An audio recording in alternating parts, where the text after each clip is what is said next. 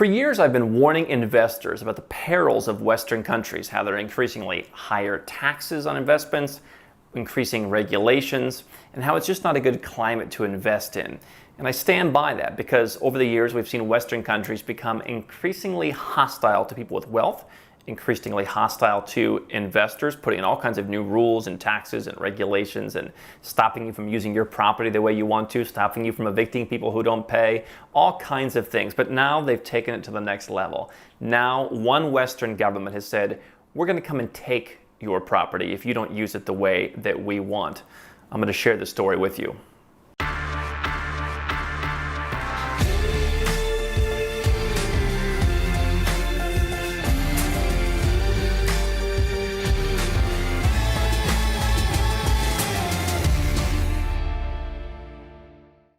Hey guys, I'm Andrew Henderson. Here at Nomad Capitalist, we help 7- and 8-figure entrepreneurs and investors legally go where they're treated best. It means going overseas to reduce your tax burden so you're not giving away half of your money. It means protecting yourself and your freedom and your family with a second passport. And it also means finding new boom markets to invest in with higher potential and fewer restrictions. You can learn more about everything we do at nomadcapitalist.com and find almost 2,000 free blog posts that we've written over the years there.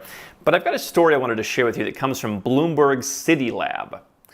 And this speaks to something that I've been saying for so many years. You know, I've talked about why I don't invest in the United States. It's a lot of hassle. Some people do very well with it, and that's fine. I've talked about why I'm rather skittish on investing in most places in Western Europe, particularly countries that are speaking out about not liking investors, putting restrictions on Airbnbs, restricting landlords' abilities to use their property. But again, here's the next level. And the headline is, Barcelona's latest affordable housing tool, seize empty apartments. Fill vacant rental units with tenants or we will take over your properties, the city is warning landlords. This is from Bloomberg, and this is about Barcelona. Barcelona is deploying a new weapon in its quest to increase the city's available rental housing, the power to force the sale of empty properties. This week, this article was written in July 16th, 2020, the city's housing development wrote to 14 companies that collectively own 194 empty apartments, warning that if they haven't found a tenant within the next month, the city could take possession of their properties with compensation at half their market value. These units would then be rented out by the city as public housing to lower income tenants, while the companies in question could also face possible fines of between 90,000 and 900,000 euros, according to Spanish news outlets. Now, side note, I imagine if you're living in one of those apartment buildings, in one of the other apartments, and you're paying your bill, imagine the city moves in whomever they want next to you, whether they would otherwise be able to afford it or not. So that's a side note. The plan builds on previous measures in the city, because they're experts at wealth confiscation down there in Spain, to fill empty apartments. Since 2016, it's been legal for municipalities in the Catalonia region, which includes Barcelona, to take control of properties that have been left without tenants for more than 2 years. The cities can then rent them as affordable housing for a period of between 4 and 10 years. They can take your property already for up to 10 years and do whatever they want with it before returning them to the owner's control. The measure, however, has only been used in a few cases and still requires the city to return the properties. Not content to stop at a minimal level of wealth confiscation, I added that part. Using a legal tool approved by the Catalonia region in December of 2019, Barcelona will have expanded power to actually buy the apartments by compulsory purchase at 50% of market rate. Now, this is not eminent domain. This is not coming in and saying we're building roads or schools or bridges. And we're going to pay you. I've got a friend right now going through an eminent domain process, and he's actually negotiating, and they're going back and forth, and he's going to get, I think, a relatively decent value for his property, maybe even more than it's worth. Not here. They're going to come in. They're going to force you to sell you their property if they don't like the way that you are managing it. Here's why. Barcelona has been struggling with empty homes for some years now as Spain's property market tended towards stagnation after the financial crisis of 2007, 2008, which was part of what led to the beginning of the wave of golden visa programs. Spain was one of the first that encouraged foreigners to buy real estate in exchange for a residence permit. Again, my addition. Some companies that own multiple properties are allowing their units to sit empty while waiting for the market to revive, with many units held after repossessions by banks, including Spain's national bad bank. There's been a tendency for companies to neglect their portfolios, thinking them primarily as assets to be managed rather than as an essential public resource. Oh, Dios mío. This has led to higher rates of vacancies and neglected properties in some areas of the cities. So, and the article goes on. What is the point of this article? What's happening? Now, I made a video where I said I would not invest in Spain or Italy. And the video went somewhat viral, and we had a lot of folks who agreed with me. We also had folks from Spain and Italy who were a little upset that I was not catering to their patriotism for their countries by saying that their has-been economies aren't worth investing in. The markets right now, many places in Europe, in my opinion, are overpriced. Regulations are too high. You've got to get permission for everything.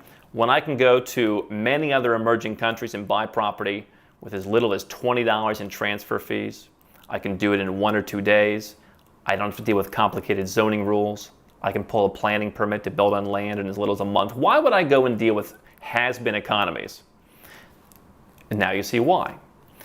The problem is the politicians in Spain and in many other Western countries, they look at housing as a public resource. The public didn't build it. The government didn't build it. Private developers did. And people with private wealth earned by starting businesses, working hard, what have you, they bought them. And they should get to choose to use them how they wish. But the government doesn't like that because the government, in their ineptitude, has created a problem where some people don't have homes. And while I certainly sympathize with those people, the problem isn't by wealthy people. The problem is by the government's utter stupidity in managing practically anything. So as always, whenever the government creates a problem, they come in and they put a gun to the head of people who are successful because they're easy to victimize. And they say, we're going to take your property. They've already done it by saying, hand over your stuff to us and we'll use it as we see fit, and then we'll hand it back after it's been scratched and scraped and ripped to shreds by people who don't know what it's like to have a property because they're not paying full rate. They're just being given the property to live in. We'll hand it back to you and you'll do what you want with it. Now they're actually going to take it. They're going to take half the value of your wealth by confiscating your property at only half the value. This is just the first step. Eventually they'll just say, we're just going to confiscate it and punish you and not give you anything, which is kind of what they're saying when they say, not only will we take it for less than fair value, but we'll also fine you. In theory, you could get actually zero for a particular property. Now, what one person pointed out was, this is just starting with larger institutional owners of property, as if taking things from really rich people is any better than taking them from just rich people. This is just the beginning. These things never stop. It's the beginning of a slippery slope. If they can take properties from evil banks who don't rent them out, next thing they can take them from large-scale landlords, then from anybody else. Because the reality is the average person politically does not understand the difference between a guy who makes a couple $100,000 a year and someone who has $1 billion in the bank. They don't know. They just know that person has more than I do. And it's not fair because they have 2 houses. Or they have a property that's sitting empty. How dare they? I've talked before about how I own properties around the world that I use. For my own personal properties, I don't rent them out when I'm not there. I don't put them on Airbnb. They sit. My family, my friends, people who work for me are going to that place. They stay there. And I encourage people, my senior leaders, for example, to go and use my properties when I'm not staying there. They get some use, but they're not always full. There's a reason I'm not owning property like that. There's a reason I don't own a home for myself in Barcelona. I like Barcelona. It's a nice place to go and visit.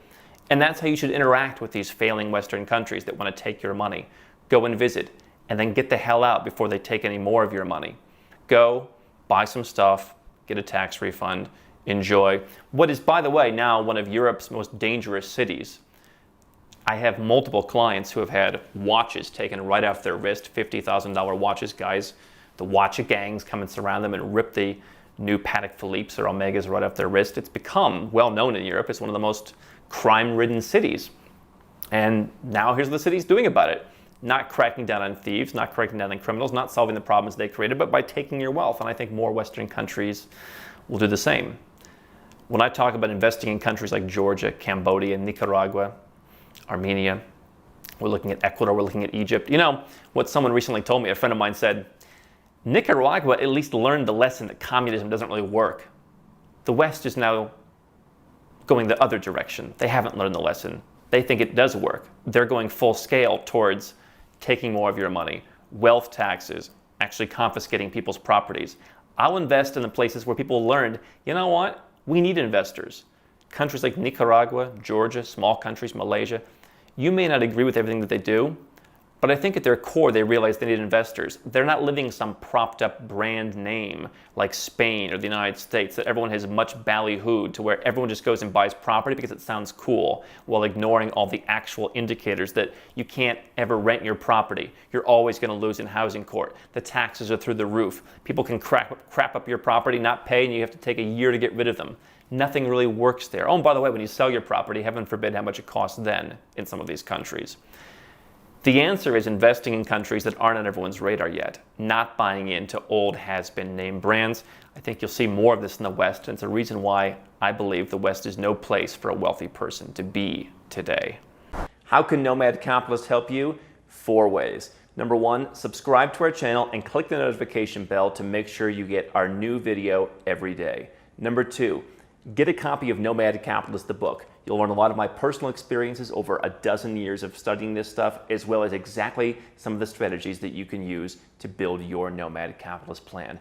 Number 3, if you're not sure where to start, but you want to come and learn from my team and I, you want to come and mingle with like-minded people, learn more about our live conference, Nomad Capitalist Live. It's coming up soon. And number 4, if you want some help right now because you've got a burning issue, you need something solved, you want to lower your taxes, get a second passport, or build the Nomad Capitalist lifestyle of your dreams, go to nomadcapitalist.com and click on Become a Client.